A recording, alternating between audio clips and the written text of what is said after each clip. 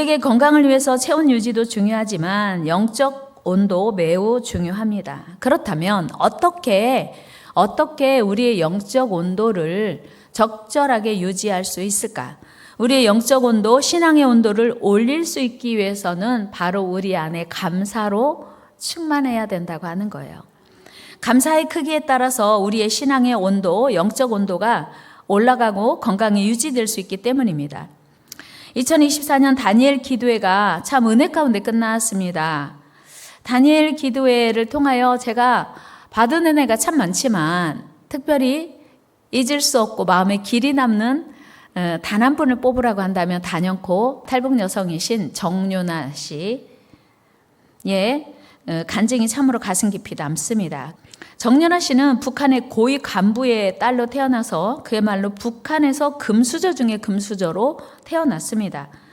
그런데 어느 날 우연한 기회에 친구의 권유로 한국 드라마를 보게 됐답니다. 이른바 K-드라마죠.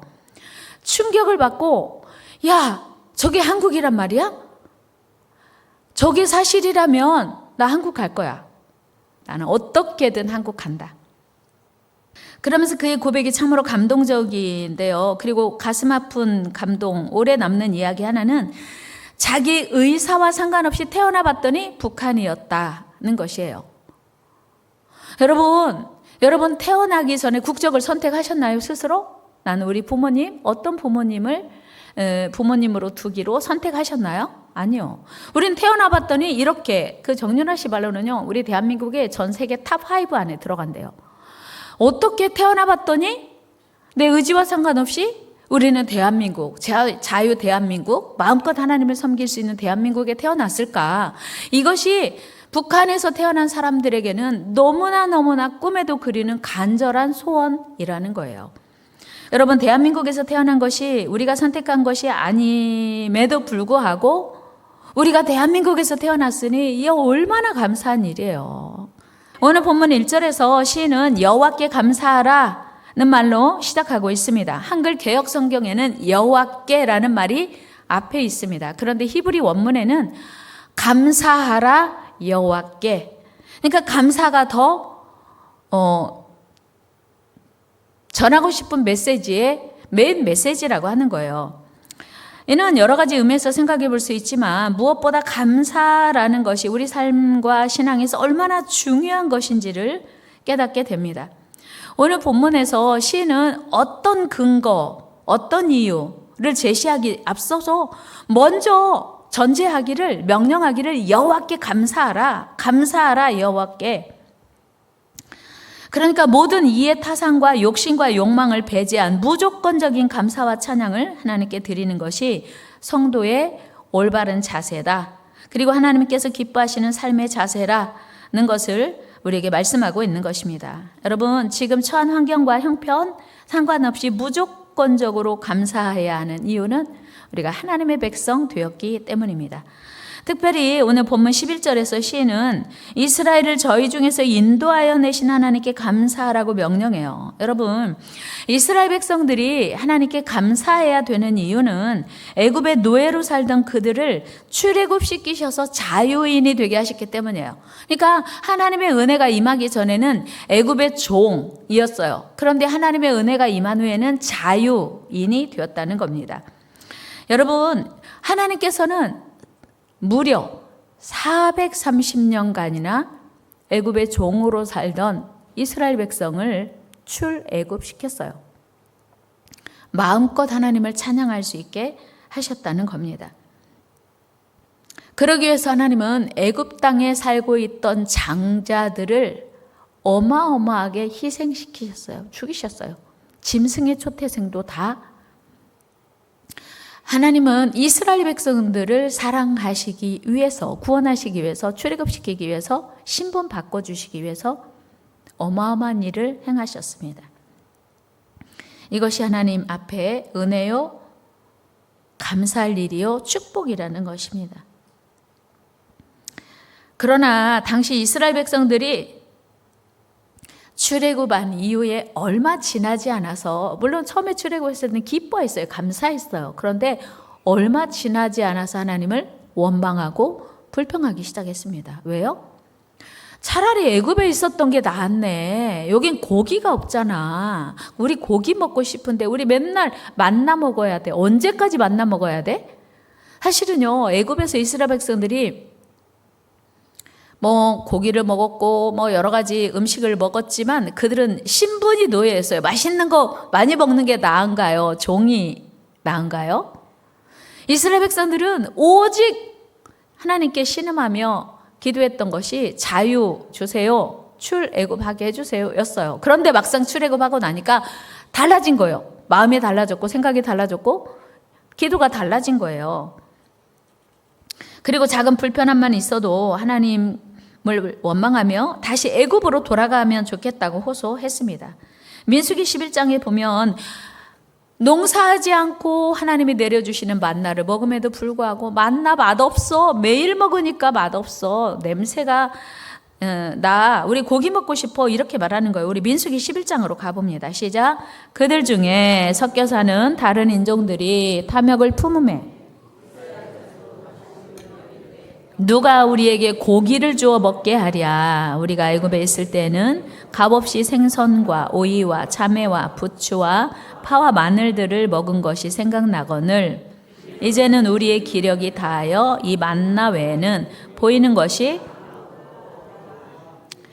사실은 값없이 먹은 게 아니거든요. 애굽에 살 때는 노예 살면서 그들이 주는 그 양식을 먹을 수 있었거든요. 근데 그거 다 잃어버리고 그때 값없이 먹었다는 거예요. 여러분, 은혜를 잃어버리는 게 문제입니다. 이스라엘 백성들이 애굽에서 노예로 살 때, 고통할 때 간절한 기도를 우리가 한번 성경을 통해서 찾아봐요. 출애굽기 3장 7절입니다.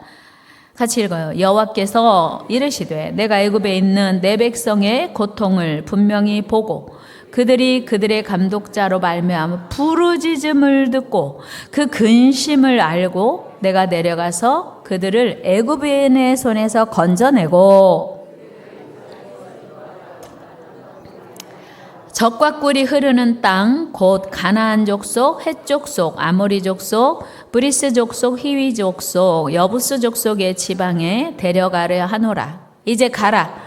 이스라엘 자손의 부르짖음이 내게 달하고 그들을 괴롭히는 학대도 내가 보았으니. 아멘.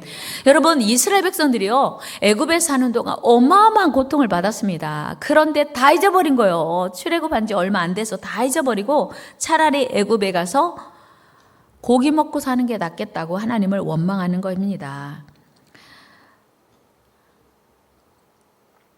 오늘 시인은 그 말씀을 다시 되새기도록 촉구하고 있는 거예요. 말씀을 통해서 11절 말씀 같이 한번 읽어요. 시작. 이스라엘을 그들 중에서 인도하여 내신 이에게 감사하라. 그 인자하심이 영원함이로다. 아멘. 이게 무슨 얘기냐면 하나님께 감사해. 너희 원래 종이었어. 그런데 내가 너희들을 해방시켰거든. 하나님 이거 말씀하시고 싶은 거예요. 오늘 우리에게 적용하면 우리는 원래 죄의 종이었고 사단의 종이었고 마귀의 종이었고 우리의 결말은 저주요 멸망이요 지옥이었는데 하나님께서 우리를 거기서 건져주셔서 하나님의 자녀 되었고 영생 천국을 누리게 해주셨다, 그런 거죠. 그러니까 영원한 멸망과 저주에서 건져주신 이 한 가지만으로도 감사해라는 말씀이에요. 여러분, 죄의 종에서 자유함을 얻어 하나님의 백성됨에 감사하시기 바랍니다. 하나님의 거룩한 자녀가 된 거, 죄의 종에서 하나님의 자녀가 된 거 평생 감사해야 될 이유입니다.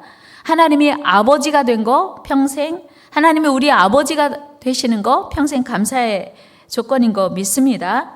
우리가 진정으로 드려야 할 감사의 제목이에요.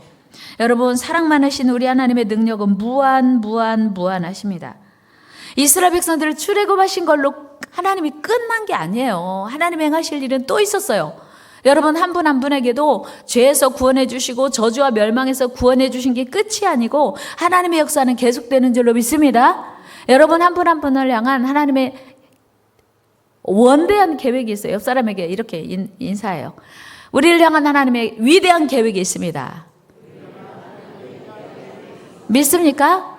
기다리셔야 돼요. 기다리셔야 돼요. 그런데 하나님께서 이스라엘 백성들을 출애굽시키셔서 적과 꿀이 흐르는 가나안 땅에 들어가 살게 하시고 거기서 하나님만 찬양하며 하나님만 높이며 예배하게 하시려는 하나님의 계획을 가지고 있었어요. 그런데 이스라엘 백성들이 그 계획을 기대하고 붙들고 바라보고 신뢰하고 매일매일 확인했다면 크고 작은 어려움들을 이길 수 있을 텐데, 아니, 또 하나, 출애굽한 다음에 바로 가나안에 들어갔다면 얼마나 좋겠어요. 여러분, 오늘 원리를 적용하면 예수 믿기 시작한 다음에 바로 고생 끝, 행복 시작이면 얼마나 좋겠어요. 우린 꽃길만 걷고 싶잖아요. 그래도 축복합시다. 우리 옆 사람에게 꽃길만 걸으세요. 근데 아니에요. 이스라엘 백성들 출애굽해서 봤더니 이야, 우리 이제 드디어 자유 얻었다 하고 기뻐 춤추려는 순간에 홍해 앞에 당도한 거예요. 이거 뭐야? 이스라엘 백성들은요, 그 악한 본성이 내재되어 있어서 홍해 앞에서 하나님 원망했어요. 모세 원망했어요. 그런데 홍해 어떻게 건넜어요? 하나님의 은혜로 건넜거든요. 그러면 홍해 건넌 다음에 마라의 쓴물 앞에서 광야의 여러 가지 악조건 속에서도 하나님이 일하시겠구나 기대했어야 돼요. 다 같이 하나님이 일하시겠구나. 아멘. 또 이제 하나님이 일하실 차례예요. 이렇게 우리는 기대하고 하나님 바라봐야 돼요. 그런데 가나안이 바로 있지 않고 웬 홍해야, 웬 가나안이야, 그러면서 하나님은 원망하고 불평한 거예요. 여러분, 홍해는 하나님을 신뢰하는 과정이에요. 우리의 신앙 여정이 훈련되는 과정인 줄로 믿습니다. 그리고 하나님이 지금도 우리를 위하여서 일하고 계심을 우리가 기대하라는 사인이에요.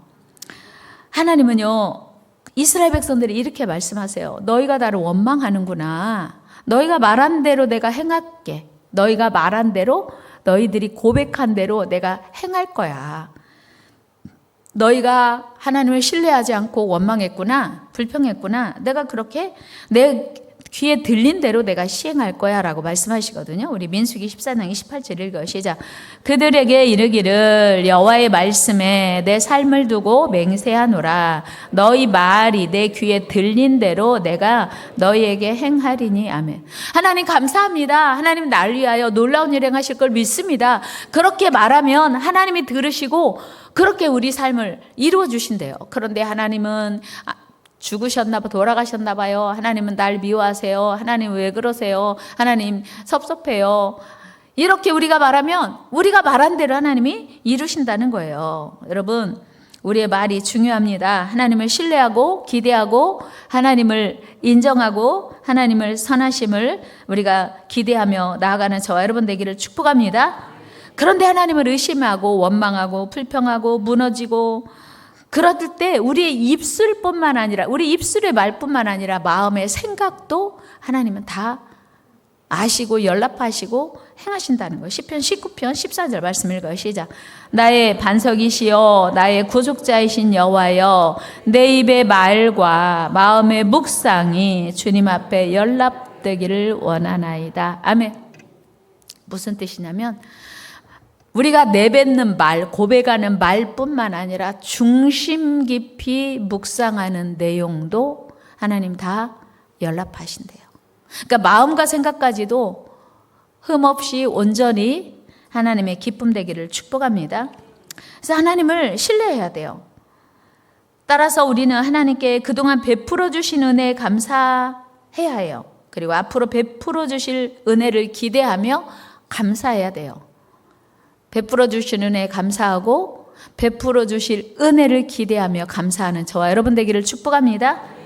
사실 여러분 구약 성경에 나오는 사건들 속에서 우리는 이 말씀을 확인할 수 있습니다. 하나님께서 출애굽한 이스라엘 백성들을 위하여 가나안 땅을 예비해 놓으셨거든요. 그리고 그 땅을 주시겠다고 약속하셨어요.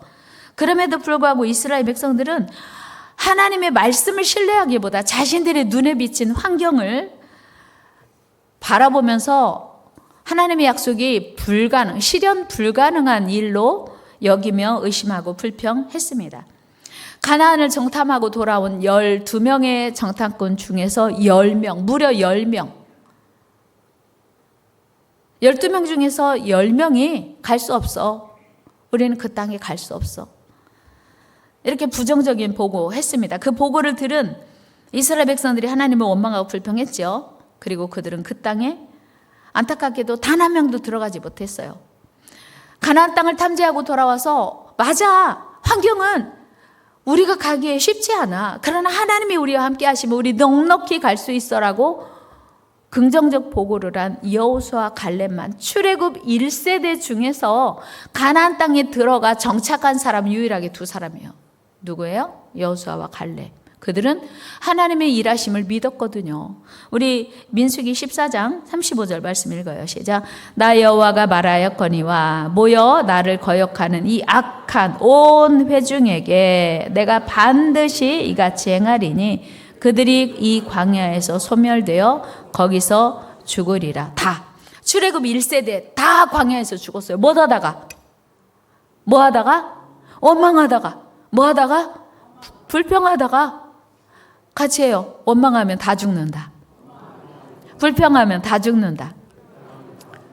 근데 출애굽 1세대 중에서 가나안 들어간 사람, 하나님의 약속대로 들어간 사람 딱 2명 있어요. 누구요? 여호수아와 갈렙. 우리 말씀 38절 읽어. 시작. 그 땅을 탐지하러 갔던 사람들 중에서 오직 아멘.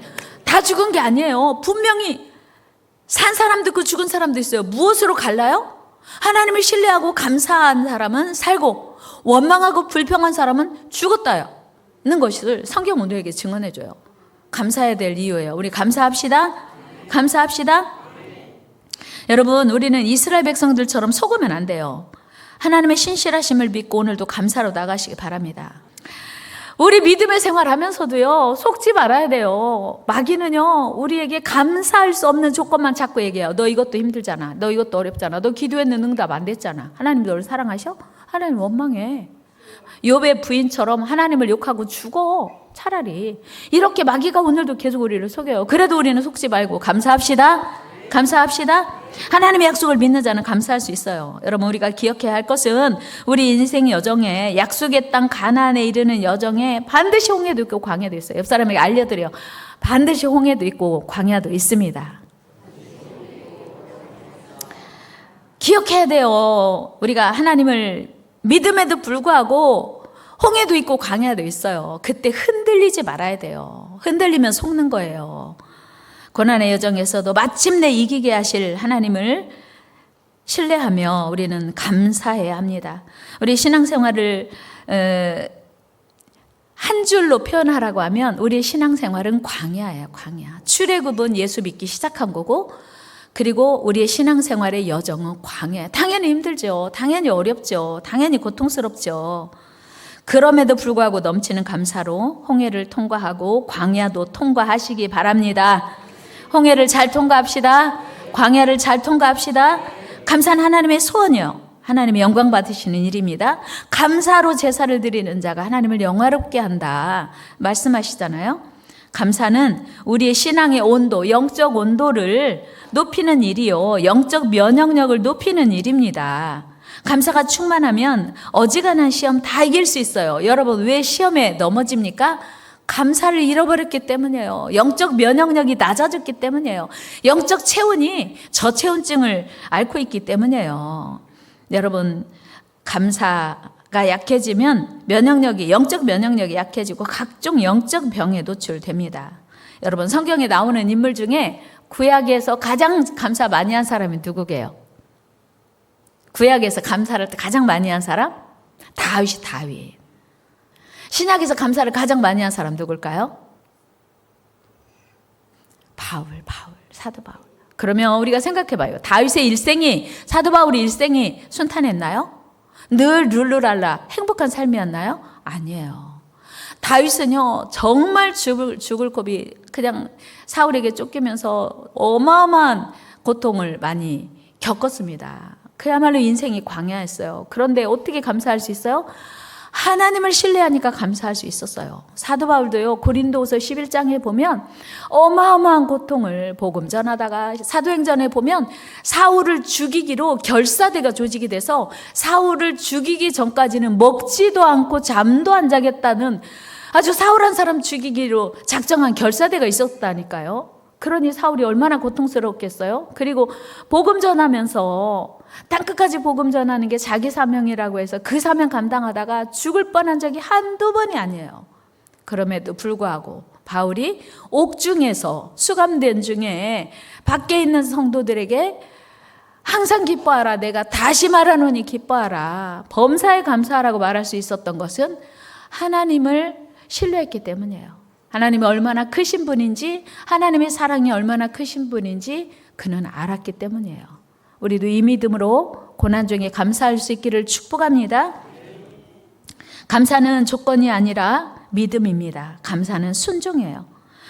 감사는요, 누가 할 수 있냐면 믿음 있는 사람이 할 수 있는 거예요. 환경이 좋은 사람이 감사하는 게 아니라. 그래서 감사는 믿음이고요, 감사는 순종이에요. 한번 해봅시다. 감사는 믿음이요 순종입니다. 아멘. 감사는 환경이 아니에요. 환경이 좋아야 감사하는 게 아니라 믿음으로 하는 거예요. 하나님이 하라고 했으니까 순종으로 하는 거예요. 우리를 구원해 주신 하나님은 반드시 마침내 우리를 승리하게 하실 것이기 때문이에요. 마침내 우리 승리하였네.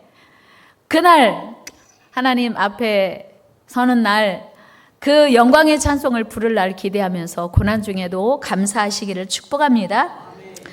하나님을 신뢰하는 자만 감사할 수 있어요. 찬송가 여러분 잘 아시죠? 나의 갈 길 다가도록 예수 인도하시니. 누가 지었는지 아세요? 각 작사자 파니 크로스비라고 하는 시각장애인이에요. 여러분 사진 보시잖아요. 1820년에 미국에서 태어나서 1915년까지 사셨는데요. 95살 사셨네요.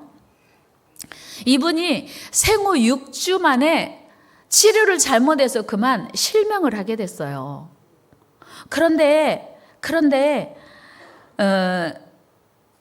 한 번도 시력을 잃은 것에 대해서, 시각장애를 입은 것에 대해서 하나님이 원망하고 불평한 적 없대요. 의료인들을 원망하고 미워하지 않았대요. 그러면서 그가 지은 찬양곡이 무려 9,000여 교. 예수로 나의 구주 삼고 구주를 생각만 해도 내 맘이 좋거든. 주 얼굴 배울 때야 얼마나 좋으랴. 세상에 한 번도 이 땅에 살면서 생후 6주 만에 시력을 잃었으니까 한 번도 엄마 얼굴도 못 보고, 사랑하는 남편 얼굴도, 물론 남편도 시각장애인이었대요. 사랑하는 자녀 얼굴도 한 번도 본 적 없는데 하나님을 한 번도 원망한 적 없대요. 여러분, 보는 것 때문에 감사할 수 있기를 축복합니다.